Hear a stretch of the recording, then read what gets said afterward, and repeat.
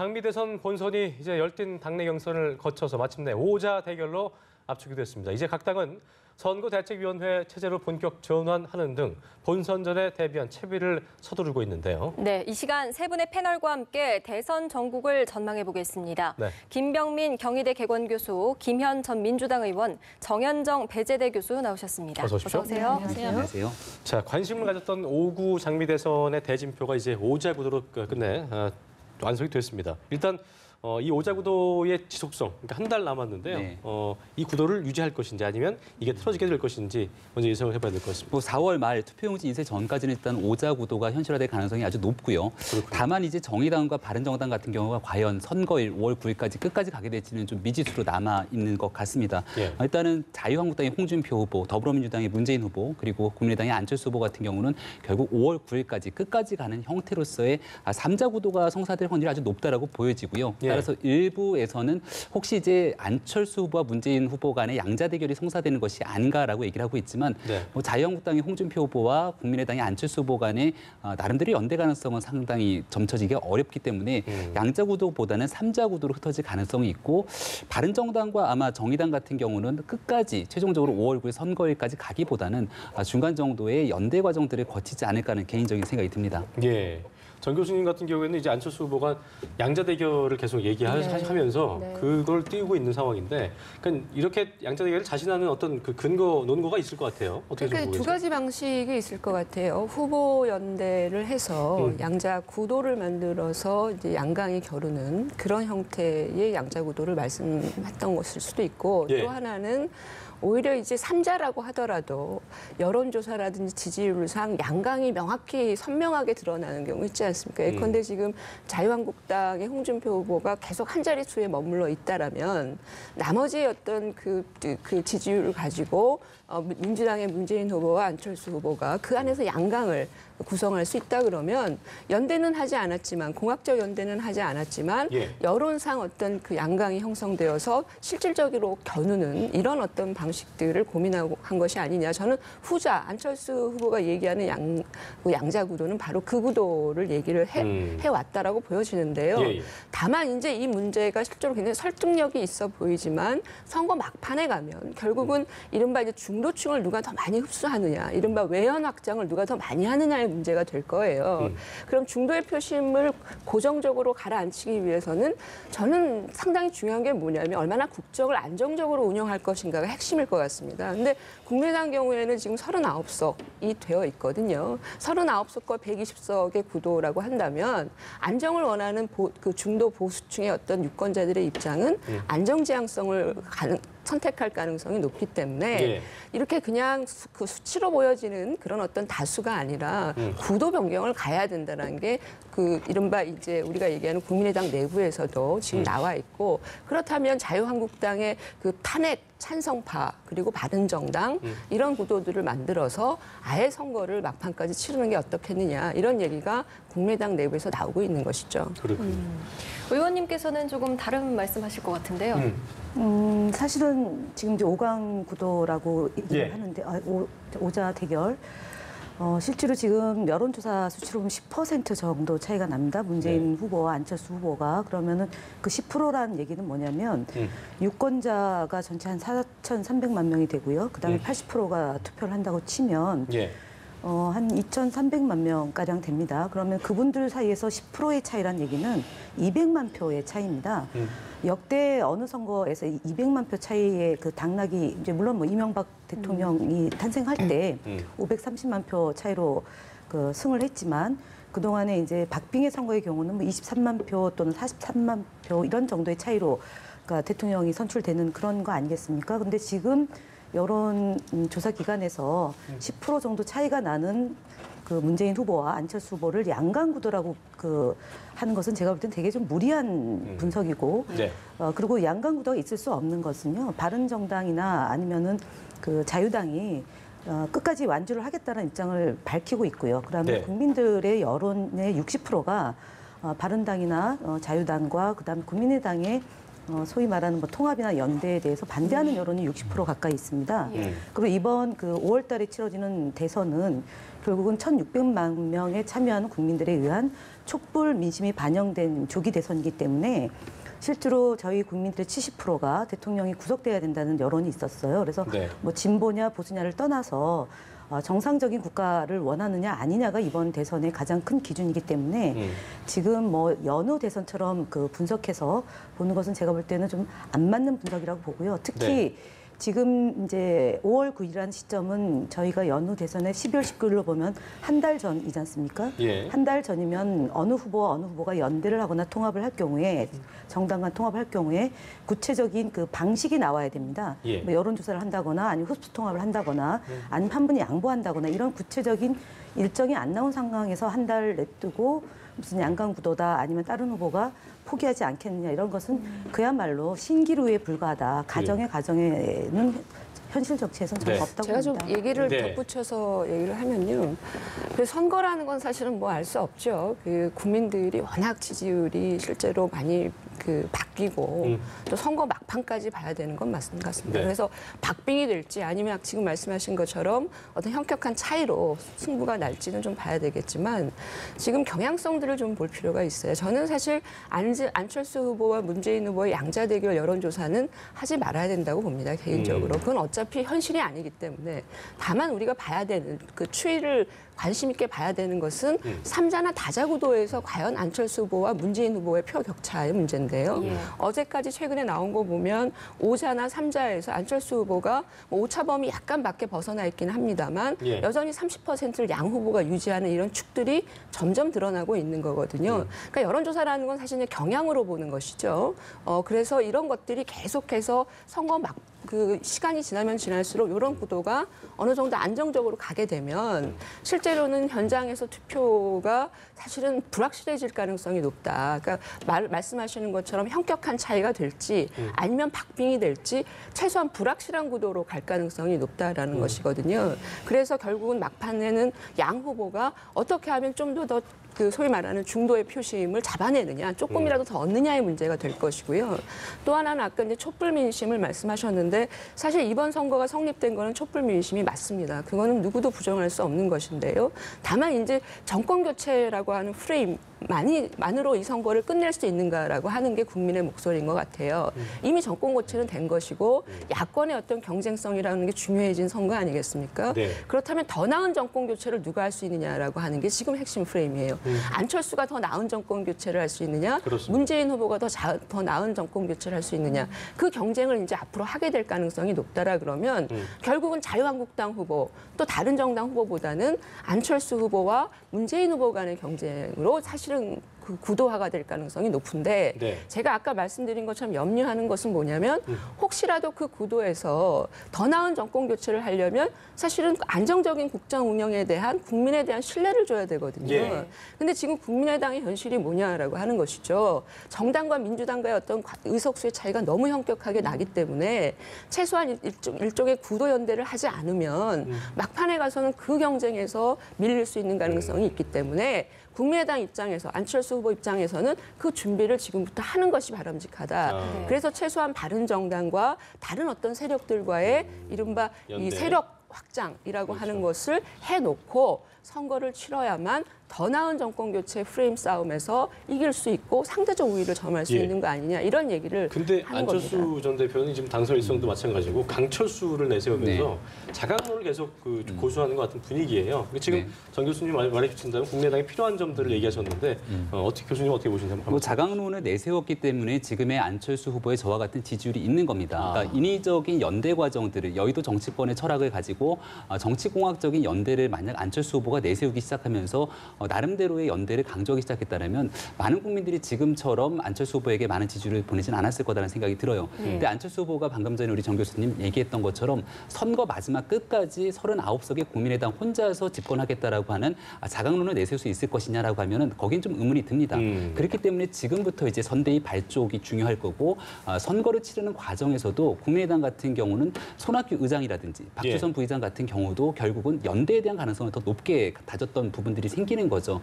따라서 지금부터는 아마 이제 손학규 의장이나 박주선 부의장 등에 대한 상대 후보들을 선대위에서 어떠한 역할들을 구심점으로 하게 될 건지가 우리가 좀 지켜볼 필요가 있는 거고요. 예. 그러니까 안철수 후보 자체는 국민의당과 본인을 중심으로 하는 정권 교체에 대한 이야기들이 끊임없이 늘어놓을 겁니다. 다만 이제 많은 국민들이 염려하고 있는 정말로 안철수 후보 혼자서 할 수 있는 것이냐, 국민의당 39석 의석, 특히 호남이 집중된 의석만 가지고 집권의 미래를 열 것이냐에 대한 부분들을 누군가는 채워줘야 되는데 오늘자로 이제 출마 선언을 하게 된 김종인 전 대표 같은 경우는 통합정부 구상에 대한 시나리오들을 늘어놓기 시작합니다. 예. 지금 당장은 안철수 후보와 접점을 찾기는 어렵겠지만 결과론적으로 차기 정부 같은 경우에는 그 5월 9일 선거에 당선되는 그 다음 날부터 바로 집권하게 되는 일이기 때문에 과거의 대통령 혼자서 모든 국정을 운영했던 부분들을 탈피하기 위한 새로운 과제들이 주어지는 건데 안철수 후보가 어떻게 국민들의 마음들을 다치지 않게 하면서 연대 가능성을 이뤄나가는가 이제 앞으로 펼쳐진 몇 주 동안의 아주 긴 과제라고 보여집니다. 알겠습니다. 네.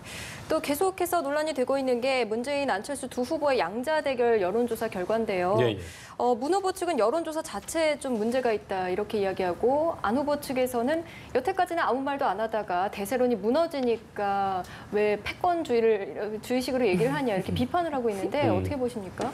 그러니까 제가 앞서 얘기했지만 그 후보 간에 그런 뭐 연대를 한다거나 단일화를 한다거나 그러면은 주체와 주체가 있어야 되는 거 아닙니까? 그러면 안철수 후보가 그럼 누구랑 단일화를 하느냐의 문제잖아요. 양강 구도라고, 그러니까 양자 대결이라고 얘기하는 것은 바른정당의 유승민 후보 또는 자유당의 홍준표 후보 또는 정의당의 심상정 후보 이 세 분 중에 누군가하고 단일화가 되고 그 단일화된 후보가 문재인 후보랑 양자 대결 구도가 됐을 때 여론조사상 누가 우위에 있느냐의 시기가 되는 거잖아요. 근데 지금은 양자 대결이라고 얘기하는 것 자체가 사실은 성립이 안 되는 겁니다. 네. 성립이 안 되는 여론조사를 해놓고 그것도 정당, 지지하는 정당이 누군지 묻지도 않고 문재인을 선호하느냐 내지는 안철수를 선호하느냐라고 여론조사를 한다는 것은 그 기법상에 대해서 논란이 있고요. 그다음에 그 여론조사 방식에 대한 인터넷 조사를 한 거 아닙니까? 그리고 유무선의 그 배합 구도도 사실은 현재의 트렌드하고는 안 맞습니다. 특히 강조드리고 싶은 건 뭐냐면 매번 이제 대선이나 총선 시기에 여론조사로 인해서 당락을 좌우하는 예를 들어 몇천 표나 몇백 표로 지고 당선되는 경우에 그런 여론조사가 얼마나 왜곡됐을 때 의피가 큰지에 대해서 저희가 누누이 강조해 왔기 때문에 이번에 여론조사에 대해서 문제제기하는 것은 양자 대결 할 수 있습니다. 그런 것 구체화됐을 때에 가능한 여론조사 방식인데 네. 있는 후보 특히 바른정당이나 아니면은 자유당에서 굉장히 불쾌할 수 있는 여론조사입니다. 홍준표 후보나 아니면 유승민 후보가 사실은 항의해야 될 사안이라고 저는 봅니다. 네. 알겠습니다. 일단 하지만 아까 얘기하셨지만 정치는 생물이고 또 대선 과정에서 지지층의 어떤 그 이동은 마음의 표심의 이동은 얼마든지 일어날 수 있는 거기 때문에 분명히 양자 대결 이 여론조사가 어떤 표심에도 그러니까 예를 들자면 아까 정 교수님 말대로 정권 교체는 이루어졌다는 전제 하에 지금 상황에서 맥 빠진 승부보다는 뭔가 좀 재미있는 경쟁이 필요하지 않겠냐고 원하는 무당층들 입장에서는 뭔가 더 좀 그 자극제가 될 수 있는 부분이 있을 것 같거든요. 어떻게 좀 보고 계세요? 저 오히려 이제 그렇죠. 이제 뭐 그 문재인 후보 입장에서 보면 사실 지금 이렇게 중요한 시점에 사실 가상 대결의 결과들을 자꾸 쏟아내는 언론에 대해서 이렇게 마땅치는 않으실 거예요. 섭섭함도 있을 것이고 굉장히 지금 선거에 치올라 있지 않습니까? 서로 좀 민감한 상황이기 때문에 이해가 되는 부분도 있는데 사실 유권자 입장에서 보면 어떤 선택의 어떤 내용들이 명확히 드러나지 않죠. 굉장히 오랜 기간 동안 문재인 후보가 대세를 유지해 오셨거든요. 그럼 그 대세를 사실 그냥 국민들이 찍어야 하느냐라는 이런 어떤 여러 가지 문제들도 있고 근데 지금 안철수 후보라는 사람 언더독이 있다가 지금 수면 위로 올라왔단 말이죠. 네. 그럼 그런 부분들에 대해서 국민들은 뭔가 견주었을 때 그 상태에서 문재인 후보가 상대적 우위를 점할 수 있는 거냐 아니냐 뭐 이 정도는 유권자 입장에서 판단을 하고 가야 될 필요가 있는 거예요. 예. 그런데 여론조사는 지금 다자구도에서는 실질적으로 그게 크게 이제 부각도 될 수 없는 것이고 이런 상황이라고 한다면 저는 이 정도는 문재인 후보 측에서 그냥 좋게 넘어갈 수 있는 부분이다라고 생각을 하고요. 저도 개인적으로 가상 대결은 그만하고 정말 안철수 후보의 경쟁력을 우리가 보려면 3자나 5자 구도에서도 30% 이상을 지금 보여주는 결과들이 계속 나와줘야 되거든요. 이게 지금 조금씩 나오기 시작을 했다라고 하는 점이고요. 그건 어찌 보면 다자에서도 안철수 후보가 경쟁력을 가질 수 있는 가능성이 높고 다른 후보들이 아까 홍준표 후보 같은 분들은 사실은 좀 섭섭하시겠지만 그들의 표가 사표화되는 경향이 발생할 수도 있어요. 실제 투표에서 다자에서도. 그러니까 이런 어떤 것들을 여론조사상 보여줄 수 있다면 그런 부분을 가지고 논의를 했으면 좋겠다라는 생각이고요. 문재인 후보는 사실 지금 상황에서 더 나은 정권 교체에 대한 자신의 비전이 무엇인지 또 안철수 후보에 비해서 상대적으로 갖고 있는 어떤 상대적 우위점이 무엇인지 이런 것들 그리고 보여줄 수 있는 통합 행보 이런 것들이 국민들한테 더 많이 이제 전달이 돼야 되는 상황이라 여론조사 가지고 당으로서 사실 왈가왈부하는 것은 제1당과 또 대세론자로서 사실은 좀 하지 마셔야 되는 부분이 아닌가. 근데 이렇게 제가 봅니다. 말씀을 드리면 네. 이제 그 왈가왈부의 문제가 아니라 잘못된 것과 틀린 것과 옳고 그름은 좀 저는 정치에서는 시시비비를 가려야 된다고 봅니다. 그래서 여론조사 기관이 이 잘못된 샘플과 그다음에 그 방식으로 인해서 여론이 오도되는 것은 저희는 지적을 하고요. 그리고 교수님이 말씀드렸던 그러니까 더 나은 정권 교체와 그다음에 더 나은 대한민국의 미래상을 밝히기 위해서 정책을 대결하고 그다음에 각 정당이 실제로 어떻게 이번 그 상황에서 국면을 이끌어 갈 건지에 대한 것은 당연히 이제 네. 앞으로 남은 한 달 기간 동안에 3번에 걸친 이제 TV 토론회가 있지 않겠습니까? 예. 예전하고 다르게 물론 이 기간이 길면 여러 형태의 검증 절차가 있겠지만 지금같이 짧은 기간에서는 가장 효과적인 방식이 아마 TV 토론을 통해서 각 당의 공약이나 각 후보의 정책과 노선을 검증하고 그것을 국민들이 선택받는 계기가 저는 있다고 봅니다. 그래서 바로 잡는 것, 그러니까 왜곡된 여론조사로 인해서 국민들에게 그 잘못 알려지는 부분에 대해서는 저희가 반드시 정치권에서 그것은 바로 잡는 것은 역할이라고 생각합니다. 지금 네. 상황을 좀 객관적으로 바라보실 수 있는 우리 김 교수님은 어떻게 좀 네. 이걸 보고 계시는지 들어보고 싶습니다. 여론조사에 대한 부분들은 예. 뭐 전적으로 이게 어느 한순간에 대한 여론조사 추이가 나오는 게 아니라 지속적인 여론조사 결과들이 계속해서 쏟아져 나올 겁니다. 따라서 문재인 후보 측 입장에서는 사실 어찌 보면은 월요일에 더불어민주당 경선 후보로 확정이 되고 난 뒤에 나온 여론조사이기 때문에 조금 더 민감할 수 있을 것 같아요. 그동안 예. 대세론을 형성하고 있는 과정이었는데 후보로 확정되고 난 뒤에 컨벤션 효과가 있으면서 후보가 예. 쭉 올라갈 수 있는 분위기가 다 잡아줘야 되는데 사실 그런 분위기에 찬물을 끼얹은 것 아니냐라는 생각이 들 수도 있겠지만 앞으로 계속해서 나오는 여론조사 결과에서도 안철수 후보가 강세를 보이고 있다라면은 이거를 좀 직시할 필요는 분명히 있지 않겠는가. 그러니까 네. 2002년도 선거에서의 이회창 캠프의 실책을 문재인 후보 캠프에서 반복해서는 안 되는 거거든요. 그동안의 대세론을 충분히 유지하고 있는데 지는 결과가 얼마든지 나올 수 있습니다. 그렇죠. 그랬을 경우에 민심의 변화가 이동하고 있구나라는 걸 깨달아야 되는데 만약 이러한 부분들을 혹시나 여론조사 추이의 수치에서 잘못된 부분으로 만약에 원인을 잘못 해석했을 경우에는 더 급격하게 민심이 이탈할 수 있는 가능성도 있거든요. 그래서 저는 문재인 후보 캠프 측에서는 오히려 약이 됐던 그런 상황이 아닌가라고도 개인적으로 생각해 봅니다. 이제 2002년도랑 비교를 하셨는데요. 사실은 2002년도라기보다는 지금의 현재의 구도는 2007년도의 대선하고 비슷한 국면이다라고 보는 것이 외려 더 정확한 비교일 것 같습니다. 왜냐하면 2002년도의 경우는 저희가 이제 집권하고 있을 때의 그 연장의 개념으로 대선을 치른 거잖아요. 그리고 2007년도는 사실은 교체에 대한 그 열망이 높을 때 이제 치러진 대선이기 때문에 그때 이제 이명박 후보와 정동영 후보, 그다음에 그 이인재 후보, 문국현 후보 이런 분들이 나왔을 때 치러졌던 그때의 시기랑 지금 현재 그 한 달 앞둔 시점하고 거의 비슷한 형국이다라고 보는 것이 제가 더 적절하지 부분은 않을까 싶습니다. 이회창 대세. 2002년도에 이회창 후보가 대세론에 취해 있을 상당히 때 오랫동안 사실 참모들이 예. 뭔가에 대해서 사실은 물러지고 있는 부분들을 대세론은 얘기를 반기문 못했던. 대세론이 더 컸던 거죠 그동안 네. 2년 가까이 반기문 대세론이 컸던 거고 그래요. 문재인 후보에 대한 이 대세론 또는 뭐랄까 20% 박스권 얘기하다가 30% 초반 박스권 얘기하다가 35% 박스권 이제는 40%를 얘기하는 거거든요. 근데 실제로 문재인 후보의 지지율이 30%대가 된 것은 그 박근혜 정부의 이런 그 최순실 게이트가 터지면서 형성이 된 대세론이지 그 이전에는 반기문 대세론이었다는 점을 다시 한번 말씀드리겠습니다. 알겠습니다. 알겠습니다. 자, 각 당의 후보들이 이제 예. 정해진 상황에서 이제 첫 행보를 짚어볼 필요가 있겠는데요. 그렇습니다. 후보들마다 현충원을 참배하고 있습니다. 각 당 후보들의 첫 일정 어떤 의미를 갖고 있을까요? 네, 통합 행보를 보여주고자 하는 노력들이 다들 보인다라고 볼 수 있는데 텐데 일단 현충원 참배에 대해서도 문재인 후보 측의 참배의 목적과 의미들이 조금 남달랐던 것 같습니다. 예, 예. 그러니까 분명히 2012년도 대통령 선거와 뭔가 차이점을 볼 수 있을 텐데 2012년 대통령 선거 후보로 확정되고 갔던 현충원 참배에서는 이승만 전 대통령, 박정희 전 대통령의 묘역을 참배하지는 않았죠. 예. 근데 이번에는 좀 순서가 달랐습니다. 따라서 문재인 후보 측 입장에서는 이제 경선 과정에서는 소위 말한 집토끼, 더불어민주당의 전통적 지지층을 다잡기 위한 노력을 했겠지만 이제 본선 후보로 확정이 된 만큼 중도로서의 외연 확장을 끌어나가야 되겠고요. 박근혜 전 대통령에 대한 적폐청산에 대해서만 얘기를 하고 있지만 사실 그렇다라고 해서 대한민국의 산업화의 주역인 모든 보수 세력에 대한 청산까지 가서는 문재인 후보 입장에서 집권의 가능성이 떨어질 겁니다. 그래서 그런 것들을 상징하는 의미가 아닌가 싶은데 예. 사실 이런 행보 하나하나에 대한 의미도 중요하지만 이것들을 얼마나 유권자들의 마음의 진정성을 담아서 울림 있는 통합의 메시지를 보여줄지가 앞으로 남은 과제라고 보여집니다. 네. 자, 문재인 후보 같은 경우는 오늘 공식 일정 없이 양산 자택에서 머물면서 본선 대비를 하고 있다. 공략 어떻게 할지 구상을 하고 있다고 하는데 일단 어떤 생각을 좀 가장 먼저 하고 있을까요? 네.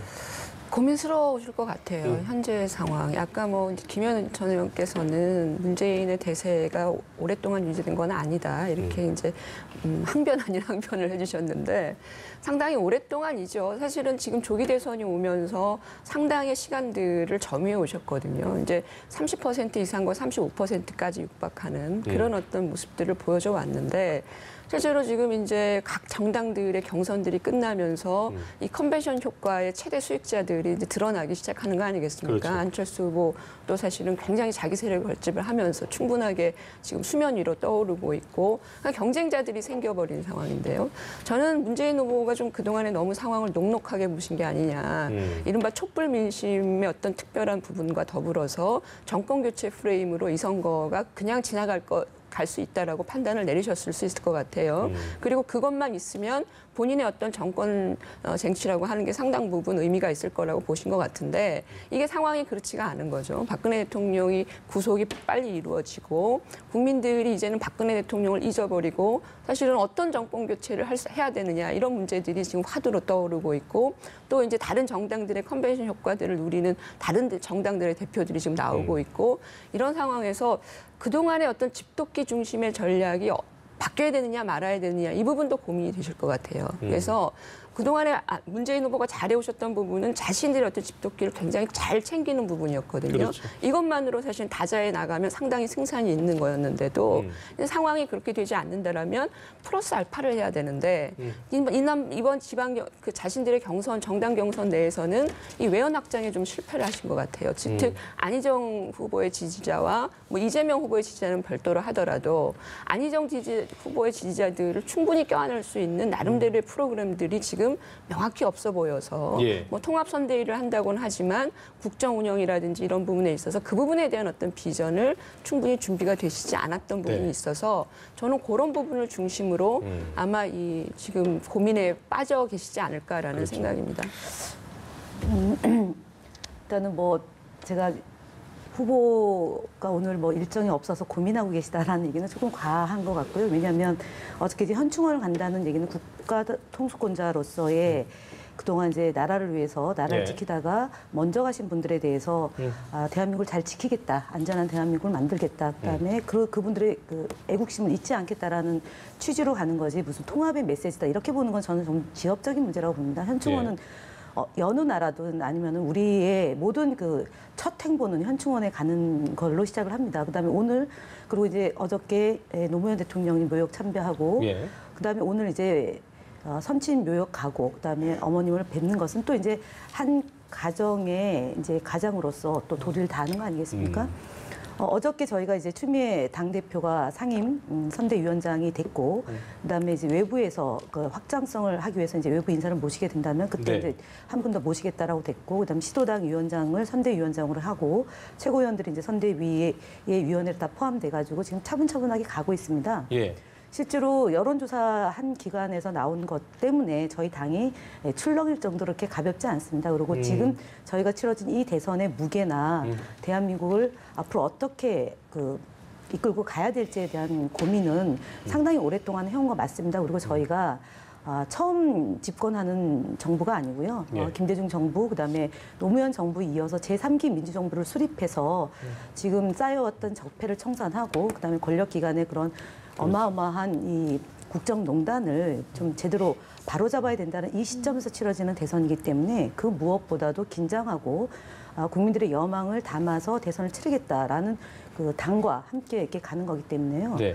제가 볼 때는 이렇게 후보 개인만 놓고 본다는 것은 119석, 오늘 뭐 이현주 의원이 탈당해서 119석이고요. 예. 정세균 의장이 지금 뭐 중립으로 계셔서 그렇긴 한데 네. 이런 그 사실상 제일 큰 정당에서 정권 교체를 위한 이 기간 동안에 해야 될 막중한 임무에 대해서 한 사람 한 사람이 굉장히 심각하고 긴장하고 있다는 점 말씀드리겠습니다. 한 가지만 이제 근데, 좀 보태게 아까 얘기하다가 잊어버렸네요. 음. 그 문재인 후보가 좀 고민을 하셔야 될 부분 중에 하나는 지금 뭐 이제 여러 가지 통합 행보의 문제에 대해서도 잠깐 말씀해 주셨지만 가장 경계해야 되는 건 좀 반문 정서인 것 같습니다. 그러니까 이제 문재인 후보 측이나 민주당 측에서는 반문 정서는 없다. 그런 게 어딨냐. 그리고 그걸 이용하지 말아라.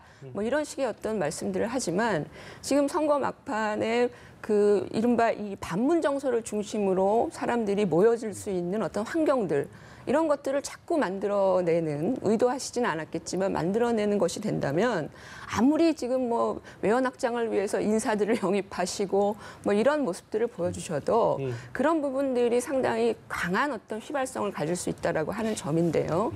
최근에 이제 발언들이 문제죠. 문재인 후보의 어떤 발언 실수의 문제, 양념 발언부터 시작을 해서 또 이제 그 인사 과정에서 사실은 또 호남의 민심을 자극했던 부분들이 있지 않습니까? 뭐 이런 부분들이라든지 이런 것들이 실제로 앞으로 계속 나온다라고 하면 의도하진 않았겠지만 자연스럽게 반문 정서라는 게 생겨지게 되고 그게 사실은 선거의 화두가 될 수 있는 가능성도 존재한다는 점이고 어떻게 하면 이 반문 정서의 문제를 해소할지 저는 지금 고민이 필요하다 그런 생각이 듭니다. 예, 예. 알겠습니다. 자, 이런 가운데 오늘 오전 11시에 민주당을 탈당한 김종인 전 대표가 대선 출마를 선언을 했습니다. 뭐 비문 연대를 엮어낼 촉매제 역할을 할까 관심이 가고 있는데 그런데 누군가를 반대한다는 것만으로 정치적 어떤 명분이 충분할까 이런 의문도 있는 건 사실이거든요. 그래서 오늘 김종인 전 대표 출마 선언문을 꼼꼼히 읽어보니까 사실상 문재인 전 대표, 문재인 후보에 대한 대항에 대한 비문연대에 대한 개념보다는 통합정부에 대한 가능성을 더 높게 메시지를 전달하는 데 주력했던 것 같습니다. 예. 이번 선거 같은 경우는 어떤 정당이 집권하든지 간에 여소야대 국면들을 피할 수가 없는 상황이고요. 예. 결국은 뭐 지금 더불어민주당이 119석 앞서 말씀하셔 가장 거대 정당이라고 얘기하고 있지만 여전히 과반에도 미치지 못하고 있는 정당이기 때문에 어떻게 각 정당과 정파의 가장 유능한 인재들이 힘을 합쳐서 안정적인 국정 운영을 이끌어갈 것인가가 첫 번째 본인이 생각하는 과제로 지적했던 것 같고요. 예. 두 번째는 늘 지적하고 얘기해왔던 것처럼 이제 제7공화국 시대를 열자 그러기 위해서는 개헌이 필수 불가결한 요소다라는 얘기들을 꺼내고 있는 건데 이런 부분들의 메시지들을 가지고 김종인 전 대표가 갖고 있는 개인적 대중적 지지도는 상당히 떨어지는 면이 있거든요. 따라서 아마 제 개인적인 판단으로는 안철수 후보가 지금 굉장히 높은 지지율을 구가하고 있는 상황이지만 현재 적은 의석수와 아직까지 안철수 후보가 보여줬던 뭔가 국정 운영에 대한 안정적인 메시지가 조금 부족한 측면들이 있을 거예요. 예. 그런 부분들을 좀 메워주는 형태로서의 통합정부의 가능성을 보여준다라면은 아마 이번 대통령 선거에서 문재인 후보 그리고 안철수 후보 간의 양강, 그러니까 양자가 아니라 양강의 형태로서의 뭔가 선거의 대결 구도를 더 명확하게 해주는 그런 촉매제 역할을 하지 않을까 이런 생각이 듭니다. 네. 그리고 이런 예상도 있더라고요. 이번 대선이 이제 돈 문제가 선거 구도에 한 상당한 변수가 될 것이다. 그러니까 이제 바른정당 유승민 후보 같은 경우에는 지금까지 여론조사를 보면 다자 지지율이 10%를 넘지 못하고 또 한국당의 홍준표 후보도 15%를 못 넘기 때문에 이게 선거 비용을 못 돌려받는다면서요. 그래서 이것 때문에 상당히 압박이 될 것이다. 이런 부분이 어떤 변수가 되지 않겠냐는 예상도 있더라고요. 이 부분은 어떻게 보세요? 그렇죠. 15% 이상을 받아야 사실 이제 그 돈을 돌려받을 수 있는 그렇죠. 상황이 돼버리니까. 근데 현재로서는 계속 그 한 자릿수에 갇혀 있는 상황이 아니겠냐. 특히 이제 바른정당의 유승민 후보, 그 유승민 후보도 좀 홍준표 후보는 사실 조금 이제 좀 시간을 봐야 될 것 같은데. 문제는 이제 이게 그 종국까지 가게 됐을 때 그걸 감수할 수 있느냐. 네, 현실적인 문제에 부딪히게 되는 것이죠. 그래서 그렇죠. 그런 경우에는 뭐 먹튀 논란도 있고 여러 논란이 있습니다만 그 부분에 대해서는 사실 롱런하기 어렵다라고 하는 게 좀 문제이고요.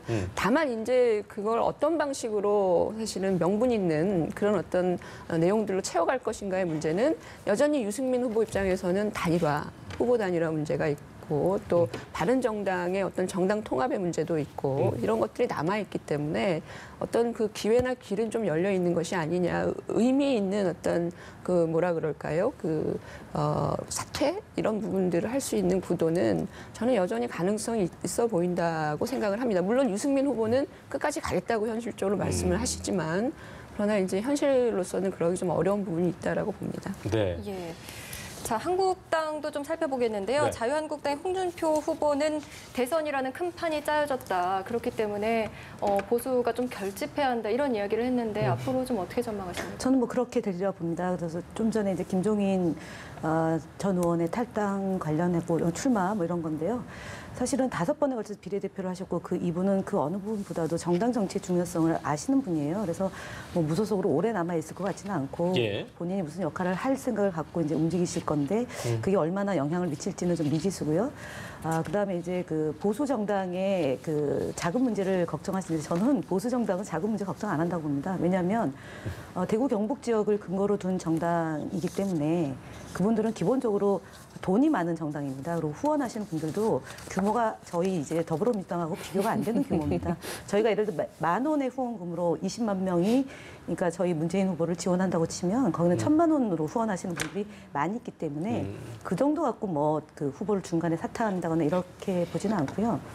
자유당의 경우는 이번 대선도 물론 중요하지만 다음에 그 치러지는 지방선거가 코앞에 예. 있고요. 그다음에 또 총선이 있기 때문에 그 보수 진영의 결집을 꾀하기 위해서 홍준표 후보는 최선을 다할 것이고 유승민 후보도 최선을 다할 거고 제가 볼 때는 안철수 후보의 그 이후의 행보도 중요하지만 네. 유승민 후보와 홍준표 후보의 그 설전도 저는 국민들에게 아주 많은 그 충격과 함께 관심을 불러일으킬 것 같습니다. 그래서 호가호위를 하는 정당으로 규정하고 있는 거고요. 그 박정희 정권 때 호가호위를 했던 정당이 바로 자유당이라고 얘기하는 거고 예. 또 자유당에서는 한국당에 대해서 자유당에서는 바른당에 대해서 집 나간 사람들이니까 빨리 돌아와라. 흡수 통합으로 해서 단일화를 하자 이렇게 얘기를 하고 있는 거 아니겠습니까? 그래서 물과 기름과 같은 관계고 이 두 정당에서 벌어지는 설전은 아마 안철수 후보가 저희 뭐 더불어민주당의 문재인 후보에게 하는 것 이상으로 나올 거다라고 저는 전망하고 있습니다. 알겠습니다.